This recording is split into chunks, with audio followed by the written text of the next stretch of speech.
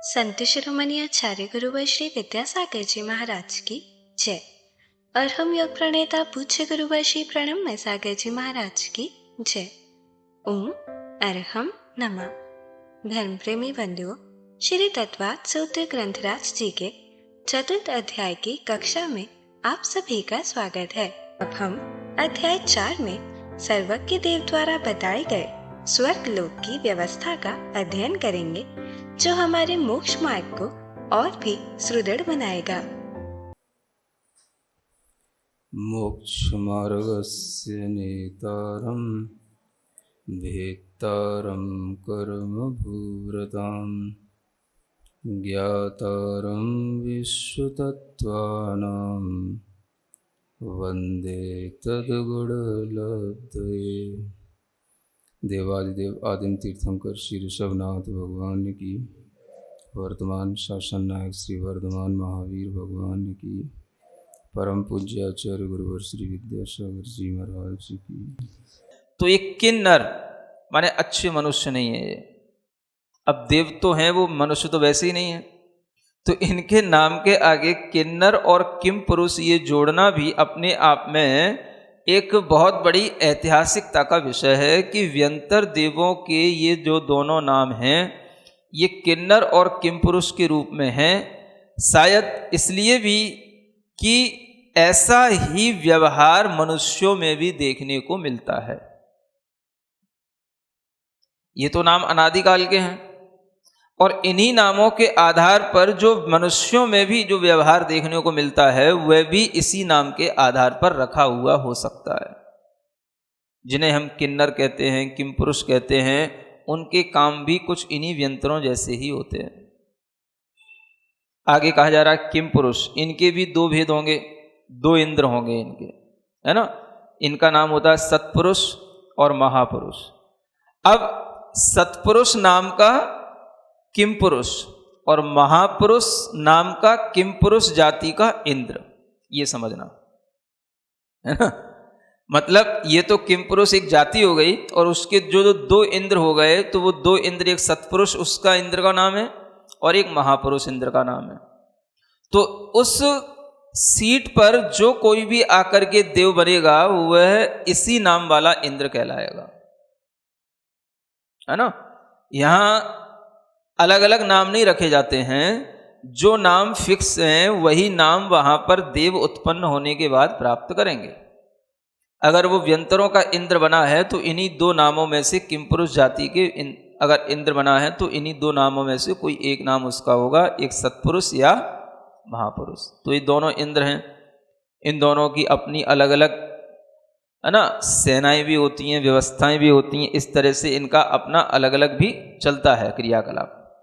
तो ये हो गए। उसके बाद में व्यंतरा किन्नर किम पुरुष महोरग, ये भी एक व्यंतरों की जाति विशेष है। क्या बोलते हैं? महोरग। महोरग का मतलब होता है महाउरग, उरग माना होता है सर्प, है ना। तो कहीं कहीं लिखा हुआ है आचार्यों ने कि सर्प की विक्रिया करने का इन्हें शौक होता है। नागों के भेष बनाना, है ना, बड़े बड़े नागों के फण बनाना, कई हजार फणों वाले नाग के रूप बना लेना, इस तरह की विक्रिया करने का इनका एक मतलब हमेशा एक इनकी मतलब टेंडेंसी होती है। इस कारण से इनका यह महोरग जो नाम है यह भी अपने आप में इनके साथ में बिल्कुल सूट होता है। इनके भी दो इंद्र हैं, और ये भी दोनों इंद्र किस जाति के कहलाएंगे? महोरग जाति के ही कहलाएंगे। इनके दो इंद्र होते हैं, एक का नाम होता है अतिकाय और एक का नाम होता है महाकाय। कौन सा? अतिकाय और महाकाय।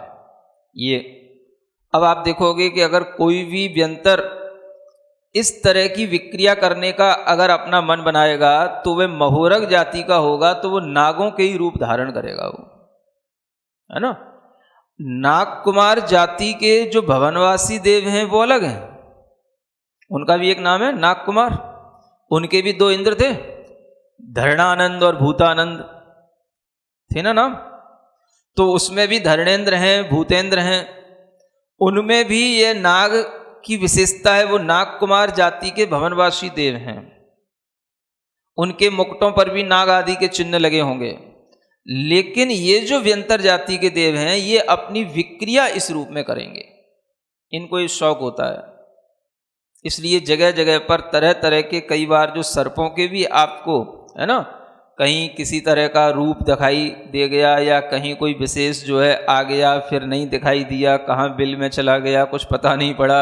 ये सब तरह तरह की, इस तरह के इनके अंदर ये एक कौतुक करने का इनका भाव रहता है?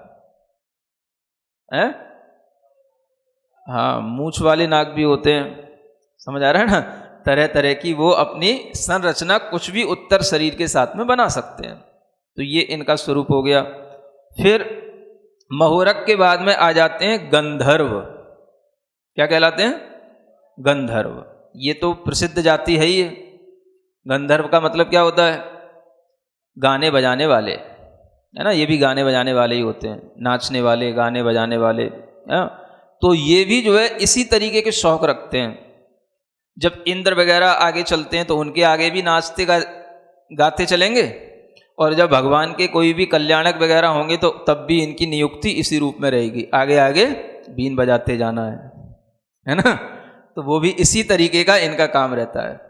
कहीं पर भी कोई भी तरीके का, जैसे मान लो आपने सुना होगा विष्णु कुमार मुनि ने जब विक्रिया की थी, हैं? पुराण पढ़ते हो, ध्यान तो कुछ रखते नहीं, बस पुराण की बातें पुराण में, है ना, और तत्वार सूत्र की बातें तत्वार सूत्र में, दोनों को कभी मिलाया भी करो।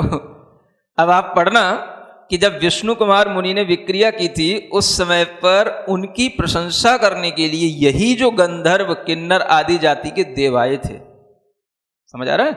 ये मतलब जय जयकार करने और ये तरह तरह के वाद्य यंत्र बजाने, नाचने, उस तरह का एक हर्ष पैदा करने के लिए वातावरण में, आपने बहुत अच्छा किया, आपने बहुत अच्छा किया, तो मतलब वो प्रशंसा करने के लिए ये व्यंतर देव ही वहां पर आए थे। तो ये वही देव हैं, ये गंधर्व देवों का काम यही होता है। कहीं पर भी गाने बजाने का काम होगा तो इनको ही आमंत्रित किया जाता है ना। जैसे आप लोग कोई रथ यात्रा वगैरह निकालते हैं तो पार्टियों को आमंत्रित करते हैं, बैंड वालों को आमंत्रित करते हैं, वैसे ही इंद्र के माध्यम से भी, इंद्र के लिए भी या कहीं भगवान के लिए भी कोई इस तरीके का काम होगा तो वहाँ पर इन्हीं का जो है फिक्स है आमंत्रण, गंधर्वों का, किन्नरों का, ये सब अपनी अपनी पार्टियाँ संभालते हैं। और इनके भी दो इंद्र हैं, इनके नाम होते हैं गीत रति और गीत यश, है ना, जिनके नाम भी यही बता रहे हैं कि रति में, गीतों में रति रखना, इसका नाम हो गया गीत रति, है ना। और किसी के यश का बखान करना, इसको बोलते हैं गीत यश। ये भी जैसे किसी ने कोई अच्छा काम किया तो उसके यश को बखान करना, है ना, आपने बहुत अच्छा किया, आपने बहुत अच्छा किया, तरह तरह की प्रशंसाएं मानना, ये जो है इस तरह के ये गंधर्व जाति के ये देव होते हैं, इनके काम होते हैं। कभी कभी आप देखते हो ना, किन्नर वगैरह भी इसी तरीके के काम करते हैं, है ना।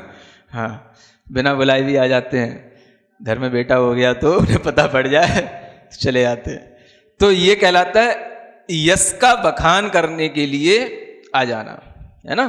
तो ये भी एक तरह का एक वातावरण बनाया जाता है जिसके माध्यम से उस व्यक्ति की एक सौभाग्य की प्रशंसा की जाती है। तो ये हो गए गंधर्व। फिर आपने यक्षों के नाम तो सुनी रखे हैं, हाँ। तो जब भी कभी यक्ष के नाम आएंगे खास तौर से, तो उसमें यक्षों के दो इंद्र होते हैं, एक पूर्णभद्र और एक मणिभद्र, है ना। इन यक्षों का काम भी यही होता है कि भगवान के आगे आगे कोई ना कोई, जैसे अपने मतलब कोई भी बारात वगैरह होती है या कोई रथ महोत्सव होता है तो आगे आगे कुछ ना कुछ, जैसे दर्पण या कोई झंडा या कोई आगे कोई जो है बड़ा कोई प्रतीक चिन्ह लेकर के जैसे चलना, है ना। इस तरीके का काम, यही काम इन यक्षों का होता है। किसी भी यात्रा के समय पर आगे सबसे पहले हम खड़े हैं, हाँ? तो वो आगे जो है कोई भी अच्छा जो प्रतीक चिन्ह होगा उसको लेकर के चलना। जहाँ भगवान विराजमान होते हैं, गंधकुटी होती है, उस गंधकुटी में 3 कटनी होती हैं, है ना। तो उन कटनियों में भी सबसे पहली कटनी पर इन्हीं यक्षों को खड़ा किया जाता है। हाँ, और कोई भी मंदिर बनता है, वेदी बनती है, तो उसके परकर में भी खम्भों पर यही यक्ष खड़े होते हैं, है ना। तो ये इस तरीके की इनकी शोभा है, जिनेंद्र भगवान के साथ में इनकी यह शोभा है, और इस तरीके की शोभा होने से ही ये शोभा को प्राप्त होते हैं। समझ में आ रहा है? इन्हें अगर इतना ही स्थान मिल जाए तो ये बड़े खुश हो जाते हैं, बस हमको काम मिल गया, जगह मिल गई, ठीक है ना। यही इनकी शोभा है, इससे ज़्यादा कुछ ये चाहते भी नहीं हैं। आप कुछ भी करो बात अलग है, लेकिन ये इससे ज़्यादा कुछ चाहते नहीं हैं कि इन्हें भगवान के बस खम्भों पे आगे खड़ा कर दो, और कोई भी तरह का वेदी वगैरह हो तो उसमें हाँ भाई एक यक्ष इधर, एक यक्षिणी इधर, और इनका पेयर बना दो। जब भी कभी भगवान के ऊपर चमर ढोरे जाते हैं तो वो भी यक्ष युगलों के द्वारा ढोरे जाते हैं, तो मतलब भगवान के निकट रहते हैं ये, है ना।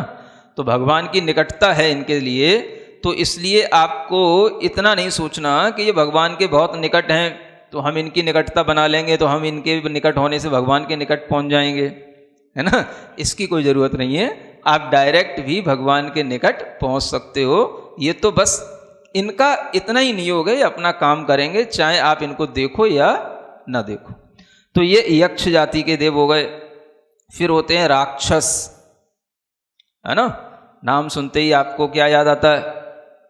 कोई विशाल काय जीव निकालने वाला काला कूला है, ऐसा कोई बड़ा राक्षस जाति का कोई आदमी हो और वो मांस वगैरह खाता हो, उसको बोलते हैं राक्षस। ऐसा सोचते हो ना।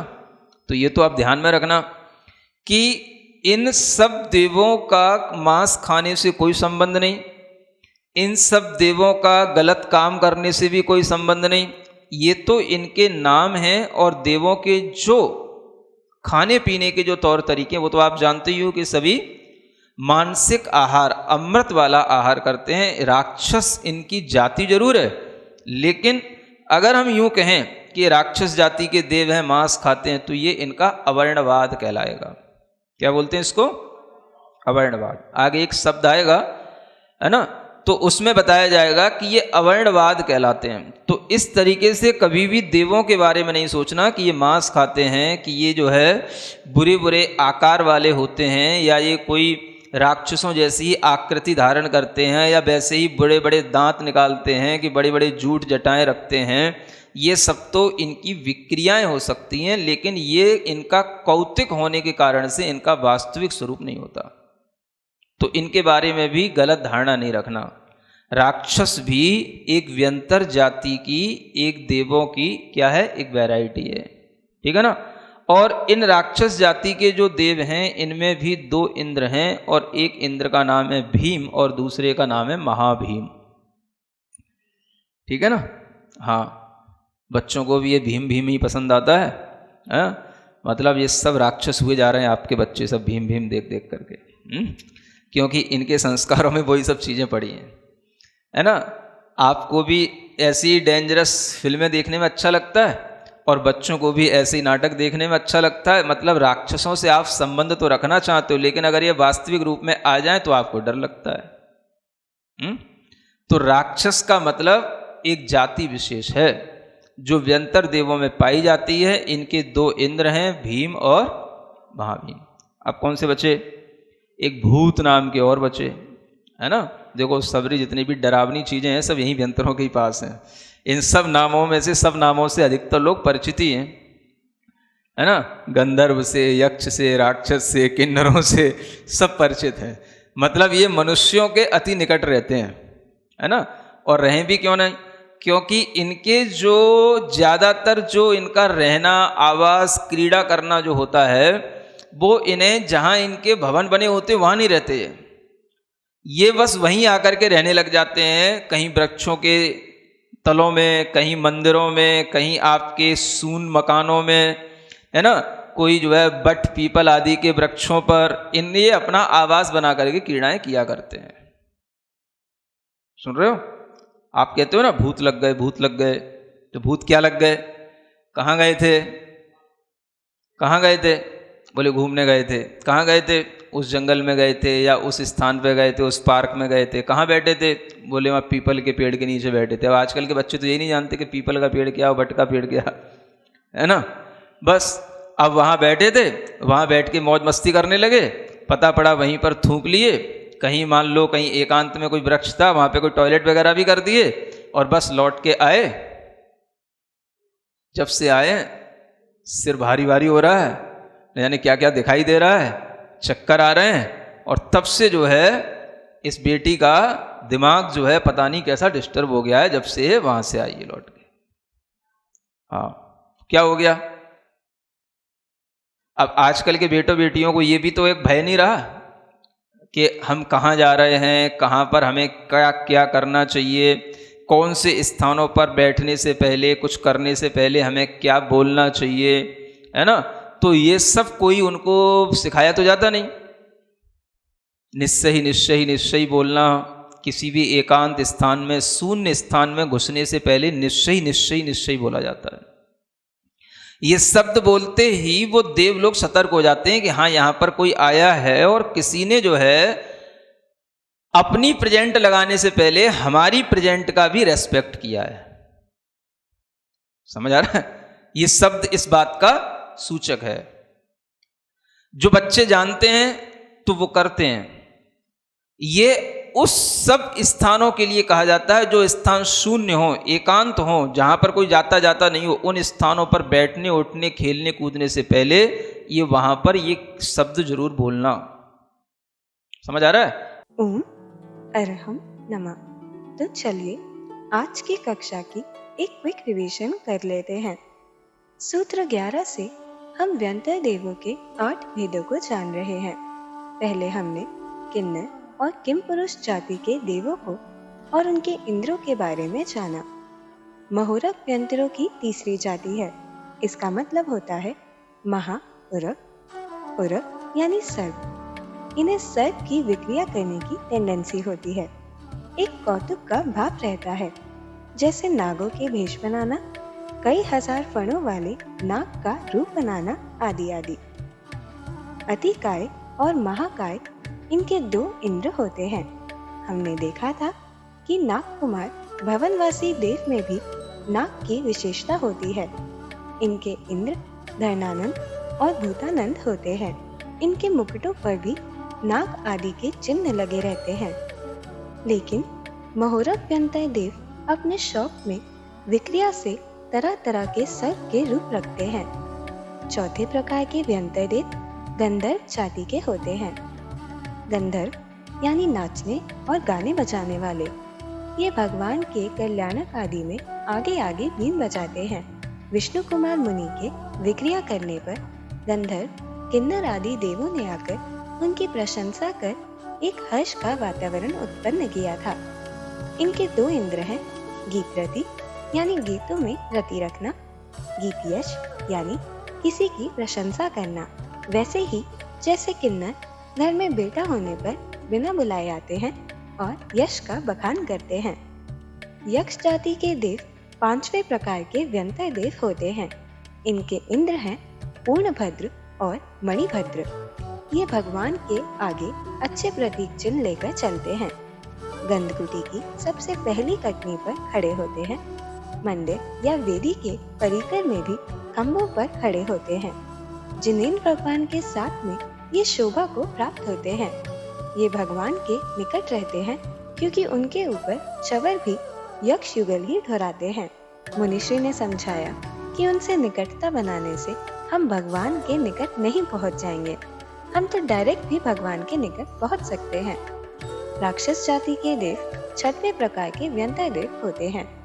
ये राक्षस नाम की छवि के विपरीत होते हैं। हमें इनके बारे में नहीं सोचना चाहिए कि ये मांस खाते हैं, बुरे आकार वाले होते हैं, राक्षसों जैसी आकृति के होते हैं, बड़े बड़े दांत और जूट चटाए रखते हैं। ये सब इनकी विक्रियाओं के कारण से है, वास्तविक स्वरूप नहीं है। देव तो सभी मानसिक आहार अमृत वाला आहार करते हैं। यदि हम कहें कि ये राक्षस जाति के देव हैं और मांस खाते हैं तो ये इनका अवर्णवाद कहलाएगा। इनके इंद्र हैं भीम और महाभीम। हमने देखा व्यंतरों के ही सभी डरावनी चीजें हैं, जैसे गंधर्व, यक्ष, राक्षस, किन्नर। ये मनुष्यों के अति निकट रहते हैं। ये अपने भवन में नहीं रहते, बल्कि वृक्षों के तलों, मंदिरों, सूने मकानों आदि में अपना आवास बनाकर क्रीड़ाएं करते हैं। तो चलिए अब हम सभी जिनवानी स्तुति करेंगे और तत्पश्चात समय होगा आज के सवाल का।